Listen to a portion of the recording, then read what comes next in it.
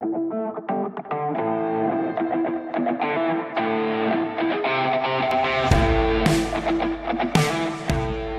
I ask you a question?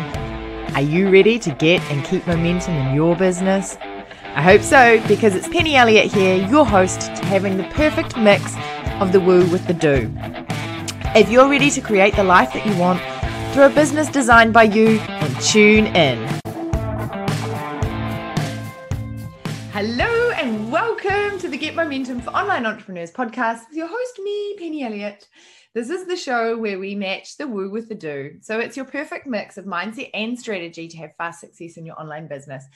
So you can finally do the thing that you thought you were going to do. And just before we jumped on this recording, Divian and I were talking about exactly how most people get into the marketing online space, thinking they should do something and then end up going much more over to the creative woo side.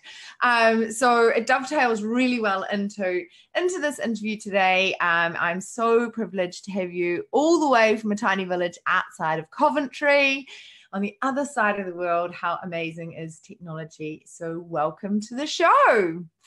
Hey there, Penny. Thank you so much for having me. I'm really excited. Yeah, so I always say that you introduce and sell yourself the best no one else can. So tell all the listeners exactly what you do, how you help people, and what makes you you. Cool. So I'm Divian. If you didn't already guess that, I have digital course creators to design, market, and sell high ticket offers. But I guess what I do is a little bit different, because the way I help them to do that is I bring the marketing knowledge and I bring the ability to help them with their emotional baggage and create a safe space for them to work on that. Because in reality, if you want to sell high ticket, one of the biggest challenges people face is their baggage around their self-worth and the price that they charge. And the two are not correlated whatsoever. So one of the biggest things I help people with is to overcome that so they can really break through and start to charge their value, what their product, what their service is really worth. So yeah, that's what I do. Amazing. And I think that everyone listening really needs to just stop for a moment and think, how did that make you feel? Did that make you feel like excited, or did that make you feel really uncomfortable? Because if it made you feel really uncomfortable and like, oh, I don't sell high ticket, I don't need to listen to the rest of this, you precisely need to listen to the rest of this episode, because this is exactly what Divian is talking about, is the fact that it's not your self-worth that you're selling, it's your services or your products or your knowledge. And so we're going to dive into that a little bit deeper so that we can, really unpackage that and show you that if you want to charge between 5,000, 10,000, 15,000, whatever that is, it's got nothing to do with yourself, does it? No, yeah, absolutely. We were speaking about this just before we jumped on. It has absolutely nothing to do with your self-worth. You as an individual are totally 100% lovable and worthy, even if for the rest of your life you sat on your couch and did absolutely zit. Like, you are worthy. You are a worthy individual. And if you look at spiritual and religious teachings, if that's, you like to look at that, then you will start to find that in them kind of teachings. And it's really important to know that your self-worth has zero correlation to the things that you do, the amount that you achieve, the amount that you charge, how you do them, no matter what you've been told. Because, in this world, we're told so many things by people, by our teachers, by our parents, by our bosses, by the media. We're told all these things. We've got to look a certain way. We've got to drive a certain car. We've got to have a certain, all these things. We've got to charge a certain amount. And in this world, online world of marketing and selling your services and your knowledge and your offerings and your coaching, it's easy to look at other people and be like, oh, well, I'm not quite like them. I don't have this thing like they have. I don't have that thing like they have. And it's easy to then hold yourself back. And really, here's the thing that I find, a lot of my clients are people who are empaths, people who are introverted as well. And a lot of them people, especially empathic people, we're sensitive and we feel a lot and we get very, but we're also very intuitive. And here's the thing is these types of people see something, and I'm speaking from personal experience because that is me as well. And we see these things that other people are doing, and we immediately go, oh, I need to be doing that. And this massive amount of emotion comes over us, thinking, if I only had that one little thing that they've done there, then, only then will I be worthy of charging this higher price. But they don't see that behind the scenes. And, you know, Penny, I've been behind the scenes of a number of different businesses, ranging from people who are like small one-man bands doing 50,000 a year to like multiple seven-figure businesses building the back end. And I see this over and over again. That little voice in your head, that little thing going, you know, I'll only be worthy if I do this. It never stops. That fear never stops. No, and so, different levels, different devils. And so it's really important to understand that your self-worth, you're not worthy because you have a seven-figure business. You're not worthy because you charge a certain amount. You're just worthy.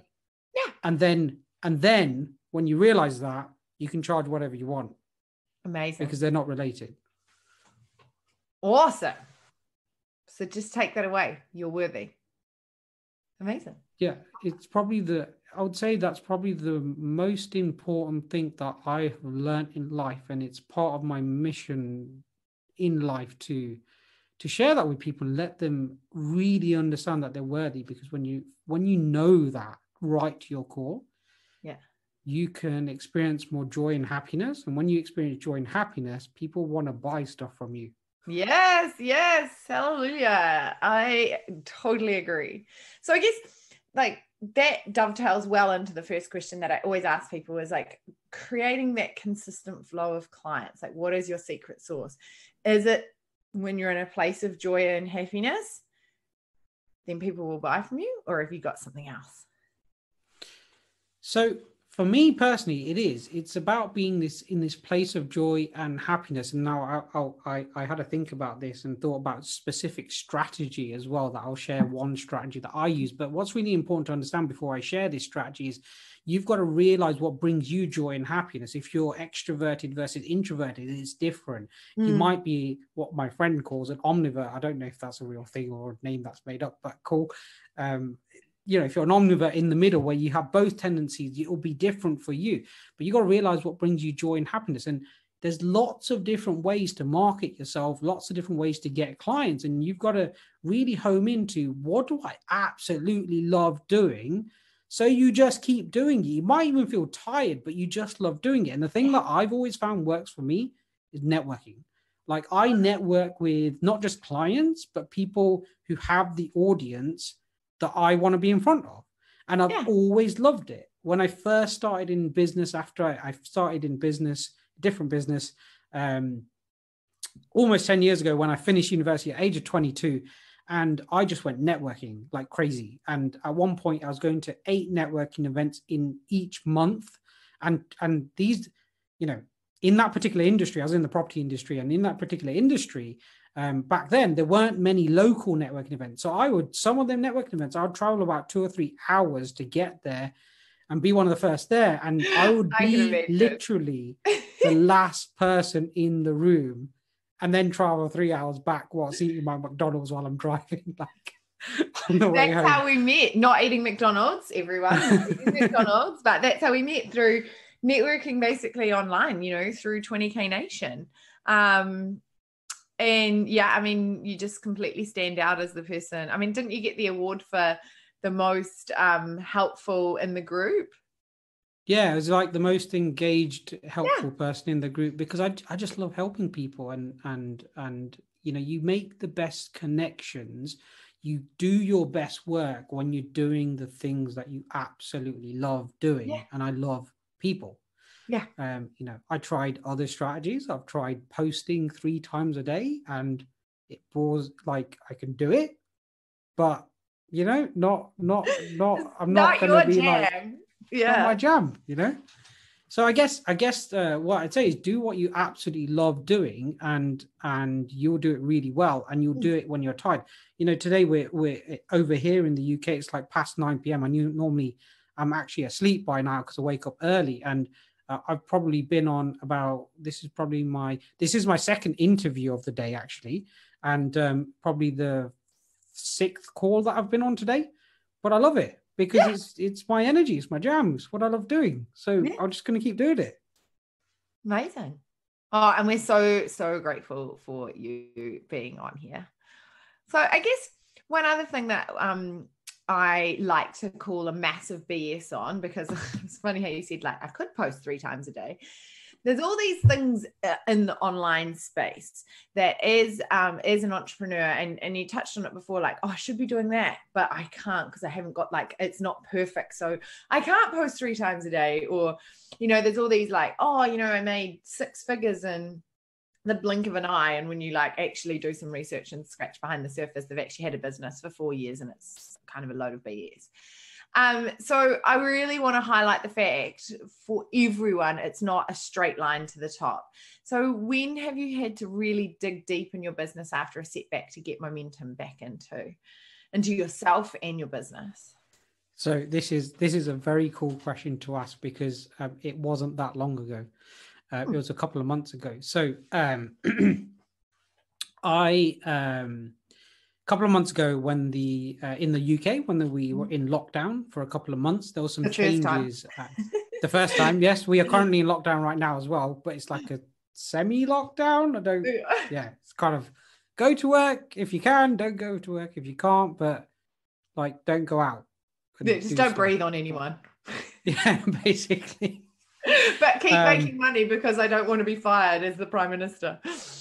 Exactly. And I don't want to keep shelling out tons of money to fund people to stay at home. So just keep making money, please, so that I don't have to print more money and be known as the Prime Minister who killed the economy from copious amounts of quantitative easing. So yeah, no, it happened a couple of months ago. Just towards the end of the lockdown, some things happened, and my best friend Vicky, hi Vicky, if you listen to this, said that described it as the perfect storm. And there's 3 things that happened. I won't share all of them, but one of the things that happened was they all happened at the same time, and they're all very, very emotionally heavy things that happened. And took a lot of my resources, and I kind of got to this point where I was just like, and I'm sure if you're an entrepreneur, I guarantee if you haven't had this point in your life where you go, should I just quit and get a job? You're not a real entrepreneur yet. Oh yeah, every entrepreneur. Yeah. You know what I mean, Penny? Like every entrepreneur has had that. Should I just quit and get a job? It's easier. It'd be so much easier to have a boss yelling at me right now. That was one of them points. And one of the things that's happening at that time is me and my now ex-business partner in my other business were parting ways. And, he's not a bad person. I just want to be really clear about that. He just had a little bit of fear about us parting ways. And we worked it all out, and it's all cool now and it's done. But at that time, it really, all them 3 things happening at the same time really knocked me off. And I was like, how am I, like, what am I doing? Like, I'm just rocking the boat left, right, and center here, because a couple of them things, like parting ways, I chose that. And another one of them things, I chose to initiate the thing, which was good for me. It was the right choice to make, but it brought up a load of fear. And so at that time, I was like, what? Like, I just literally wanted to go, right, I just give up, even like, like just thinking about closing my business down and just forget it all, just forget life, curl up in a ball, disappear, and life will be good. And so I totally forgot your question. What do I do when so how did you come at, so you're at this point of like waving the white flag, enough, put me back into like Michael Page recruitment and find me a job. How did you then like give yourself a kick in the butt and get back to where you are now, which is crushing it again? So real simple, the simple but not easy, because nothing in life is really easy. The thing is that there were 2 real things that I did. The first one is pray. Now, you might pray or meditate or whatever you want to call it, like mindfulness, if you don't want to use the word pray. And I prayed because I was like, just, I don't know, universe, God, energy, broccoli, whatever you want to call it, like, help me. I need help. I don't know what to do. Like, I just feel so, when you get that energy overwhelm, when you feel so tired, but you got this whole list of things to do. And if you get through the list, that everything's going to be okay. But you just have such a big list and so much pressure that you're like, I don't know what to start with or end with. And everything needs doing now, not just one thing, like literally everything needs doing now. It's like, what's going on? So I prayed, and the result of that praying was, you need to be in a more peaceful place. And how do you get into a more peaceful place? Well, interestingly enough, almost exactly 10 years ago, after going skiing for the second time, I injured my leg, and I started listening to these audios by a guy called Robin Sharma, the monk who sold his Ferrari, is a book that he wrote. And he was talking about the 5 a.m. club. Yes. And back then, I was recovering from this leg injury. I snapped my ACL ligament, hurt quite a bit, took 6 months to recover. And I was like, well, I need to get focused, and I don't know how to do it. So I started waking up at 5 a.m. And this was almost exactly 10 years ago. And so I prayed, and I was like, just immediately, this thought came to my head, I need to wake up at 5 a.m. So literally that night, I was like, right, I'm going to bed now because it's already late. And I was like, set my alarm to 5 a.m., put it on the other side of the room, and just wake up at 5. Wake up at 5, follow his pattern, go and do 20 minutes of exercise, 20 minutes of reflection, 20 minutes of learning, eat breakfast, get going with the day. And I did that. And it took a little bit of time. It took about a month because of the volume of stuff I needed to sort out. It was so much. But straight away on the first day, I felt so much more peaceful and so much more motivated. And I was like, wow, by the time anybody else has woken up, I've done all of this work. Yeah. And so focused, like, I can't recommend waking up at 5 a.m. enough to people. Like, it's so quiet and you get so much work done. It really got me focused. And the biggest thing is, it's not just the work that I got done, but the biggest thing was the focus on not allowing myself to fall into the fear, because it enabled me to calm my mind and my emotions. And any time in the day that fear came off, because I'd got a chunk of work done, and because I had woken up and done that exercise, number one, nourished my body, nourished my mind, nourished my spirit, then it set me up to be able to make better emotional decisions. That when the fear started creeping in, I went, no need for fear. We get back to, let's just take the next step, and then take the next step. And when we're in fear, really, that's what we need. We just need somebody or ourselves to go, just take the next step. And when we do that, we work magic, because actually, if you do that every moment of every day, you get so much done. Then sitting there going, what should I start with? Well, start with the first thing that comes into your head. Easy advice, but it's difficult when you're in fear, right? Yeah, I always remember the saying, how do you eat an elephant? One bite at a time. And then it always just makes me laugh. And then I think, okay, well, what bite am I going to take now? And then move on. Yeah. And people say that all the time. It's like one bite at a time. And it's not that it's the wrong advice, but the thing that's missing is, well, if I'm in fear, I can't choose which bite I'm going to take first. So it doesn't matter that you're telling me that, because my emotions are overtaking my ability to choose. And so I'm paralyzed. I can't move. I can't do anything until I know that I have a choice. Because when you're in fear, although logically you have a choice, emotionally you don't have a clue. So then you can't make a choice, because emotionally, if you don't know you've got a choice, it doesn't matter what's happening up here. You can't make a choice.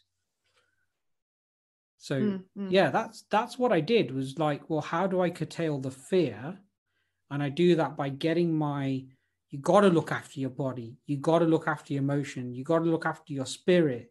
Like, you've got to do them things before you start doing all this worldly stuff of trying to grow a business. And if you don't do that first, then everything else just goes off pan, and you just go, you can't deal with that fear.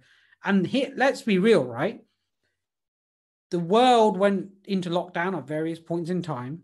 And when we're in lockdown, there's tons and tons of fear. And here's the thing, right? Multiple friends of mine contacted me because they were feeling fearful. And I said, some of them run their own businesses, right? like, and I said to one of my friends, absolutely love my friend, and she's awesome, and she runs a business as well. And I said, and she said, I'm in fear. And I said, what are you in fear about? This lockdown. I said, well, number one, Boris just said, can you please just stay at home? Let's not use the word lockdown. Can we please just stay at home? I mean, that's that's not like fear driven. It's just stay at home. And secondly, if you run your own business, you're running it out of your home. The only time you go out is for a walk. Yeah, or buy coffee. Or buy food.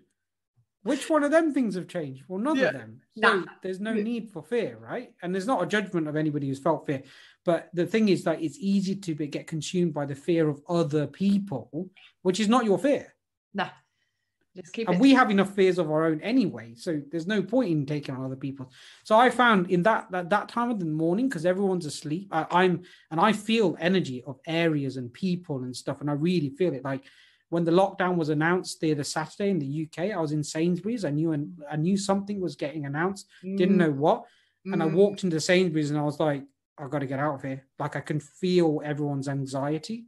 Yeah. Like, without talking to them, I was like, this is overwhelming. If I stay here too long, I'll literally just start crying because I won't be able to handle it. So I just walked out and I was like, I've got to protect myself from other people's fear of just Boris saying, can you go home? Yeah. Like, so I guess like, is fear the thing that if you could go back to the beginning of your starting your business, knowing what you know now, would that be the one area that you would like tell your young entrepreneurial self to work on? Or would it be something else? To work on? Or like... Yeah, I think... Go on, what were you going to say? No, because the more you talk about it, I think that is definitely, like I would tell myself, stick to the one thing and, a few different nuggets of information. But I think you've hit the nail on the head with the fear thing, because you don't stick to the one thing because you're fearful it's not right. So you keep trying all these other things. You don't stick to the one CRM system because you think, oh, I'm, FOMO. Oh, maybe I should do this. Maybe I should do that. Maybe I should do this one. HubSpot's probably better. I tried like 8 of them, I think, before I stuck with one. And then before we got on here, we were talking about going to another one. So would that be the thing that you would tell your young entrepreneurial self, knowing what you know now, or would it be something else? Yeah, I think it would be I'm going to go with 2 because I like breaking the rules. It will be a combination of that, because I actually started my entrepreneurial journey when I was, I'm going to say 14, I think 14 or 15, because I tried to get a job, get a paper round, but I couldn't get a paper round, or I didn't try, or I can't remember, whatever happened. And this Betterware brochure, home delivery brochures in like, home utensils and stuff like that came through the door. And it was like, do you want to work from home, just in your area? And I was like, took it to my mum and she was like, we can call them and ask them. And so we did. And then I started doing that. And that was my commission only in 14, 15 years on. And I definitely made a lot more money than a paper round, which was really cool.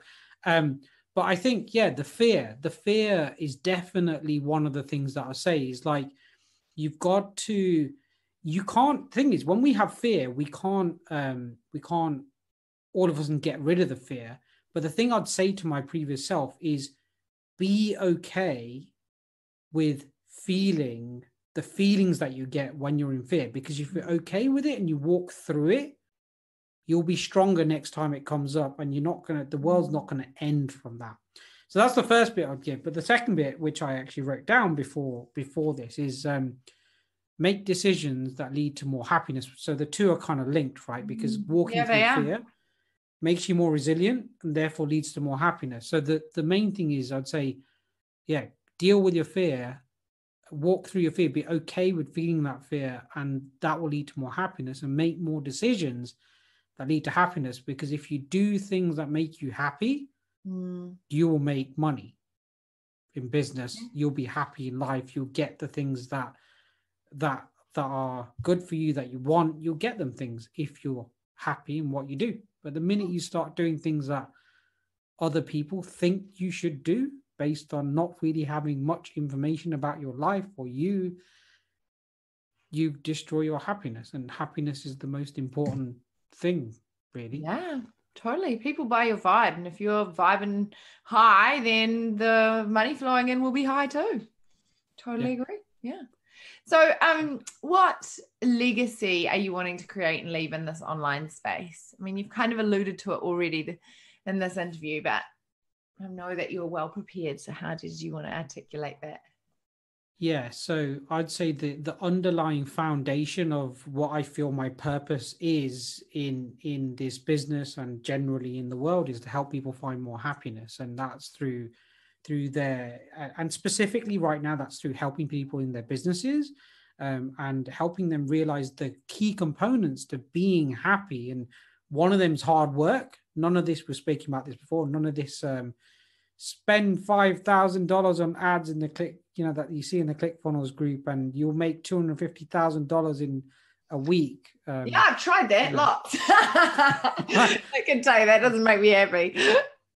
Yeah, what about and don't mention the 15 years it took you to get to that point, and all the JV partners, and the $50,000 you spent on all the people who help you do the launch, and the 10 million hours that you put in over the last 2 months. Like, I want to help people really understand what happiness is, and happiness is doing the things that you love doing, working hard at them, because someone once said to me, hard work makes you happy and strong. And I really feel that it really does. Like, there is such a thing as overworking and, burning out. But, in this day and age, a lot of people are scared to work hard. They want especially online. You see it all the time. It's like, people don't want to work hard. So part of it is working hard. People and happiness comes from knowing the truth.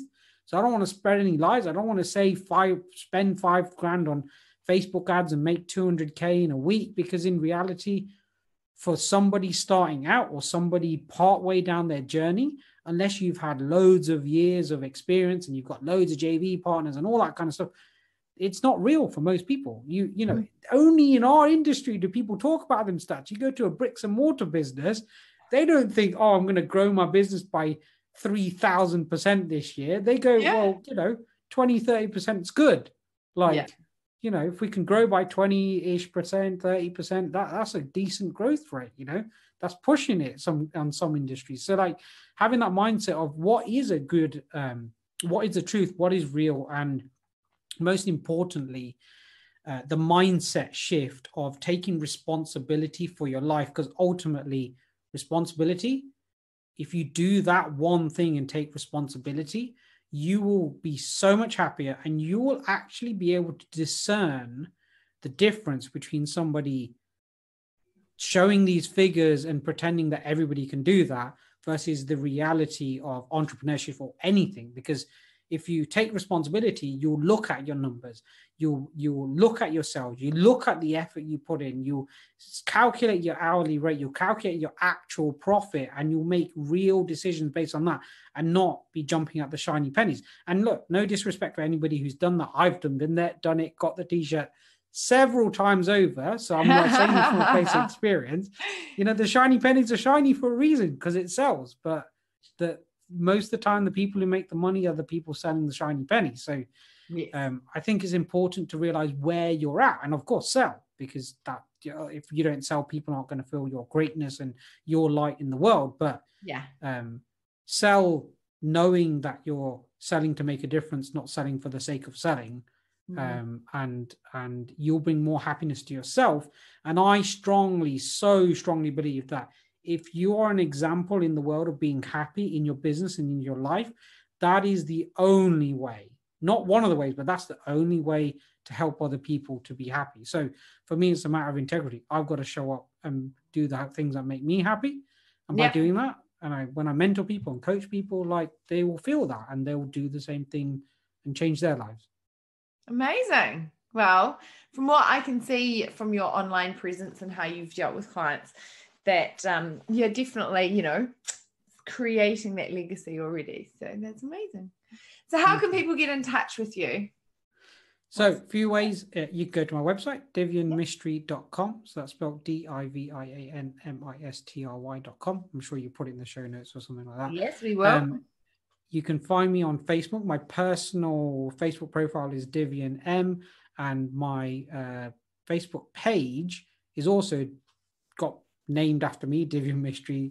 If you just type it in, you'll find me on there several times. And Instagram, I am the Divian Mistry. That's how you can find me on Insta. Amazing. All right. So we'll pop all those links in the show notes to make sure that you head on over to the podcast page, and you'll find all of the links there. And then have you got something that the listeners could download or grab from you to like experience you? Of course, yeah. So I personally believe the quickest way for you to make more money in your business is to find the people who've already bought from you and find ways to offer them more value and more things that are going to enhance their lives. Mm-hmm. And so I put together something called the 14 upsell ideas for coaches and digital course creators. And that's available on my website. So I'm sure you guys will just put the link in and they'll be able to go there and download it. Amazing. I'm going to go and get that too. That sounds good. That could be like good weekend fodder. Yes. Amazing. And then the last soundbite that I always like, drop the last bomb for everyone, is what's your favorite one-liner you give yourself to get momentum in your business daily? This one, honestly, this was a tough one. When I read this, I was like, I don't know what I say to myself every day. I say something. Everyone gets stumped on this, but most people aren't organized like you and have read the questions in advance. So when I say this to them, they're like, face just goes white and they're like, and so at least you're prepared. Yeah, I probably spent 10 minutes on this one. I think I'll tell you what I was going to say, and then I'm going to tell you which one I actually picked, because there's two. And again, I like to break the rules. So my favorite quote, but I don't say this to myself every day, it's every now and then, is a Joseph McClellan quote. And he said, life is exactly what you dare to make it, and fortune favors the bold. So boldly step up and dare to make your life magnificent. And I used to love that years ago when I was going to personal development events when I was young and stuff. But I think the thing that I most love now is I really think about this little phrase that people say, that people highly overestimate what they can do in a year and underestimate what they can do in a decade. And that's really important to me, because I have seen so many of my friends who I've made friends with over the years in entrepreneurship and stuff. And the ones who are really successful are the ones who are consistent over the long term. And you don't think they're going to be successful. They're not like big showy off people. They're just consistent. They're consistently growing, consistently putting effort every single day, a little bit. And over time, that massively compounds. You systemize one little bit of your business, now you don't have to worry about it.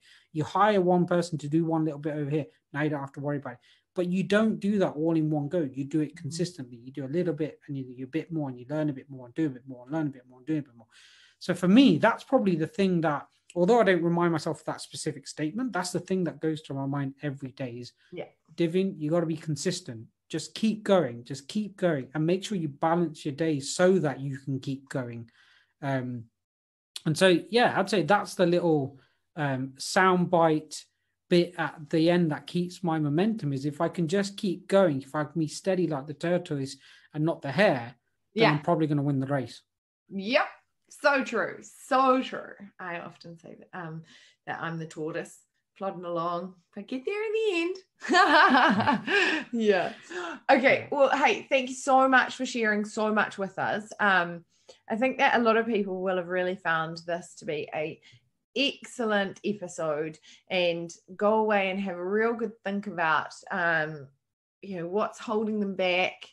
And I think you've given them permission to look at that and then to move forward. So I'm sure you're going to get quite a few people reaching out to you going, can I have some help with that? Because I really feel like you've spoken about something that's usually kept in a box and not really spoken about. And everyone worries about like a Facebook ad or a funnel or, some type of strategy. So I'm really glad that you brought this to fruition and so colorfully talked about it. So thank you very much for being a guest. And I hope that you can still get up at 5 a.m. tomorrow, even though it's probably like 10 p.m. there now. I hope so too. Maybe it'll be 5:30 tomorrow, but give yourself a sleep in. Well, you like to break the rules, so that's totally fine. Yes. Thank you so much, Penny. I really enjoyed this, and I'm looking forward to hearing it back myself. Yeah. So if you guys If you're listening to this and you think that there's someone out there who would really love to hear what we've spoken about, then please make sure that you share this podcast with them. Another great way is to take a photo of yourself where you are hopefully being happy listening to this, and tag the both of us in an Instagram. That would be another great way, and then we can share that on as well. Otherwise, you can go to ratethispodcast.com/penny and leave a 5-star review. We love the 5-star ones. And then that way other people can see what you've thought, and people that you don't even know, and you can create that ripple effect to really help all online entrepreneurs in this world. So thank you, and stay tuned for the next episode.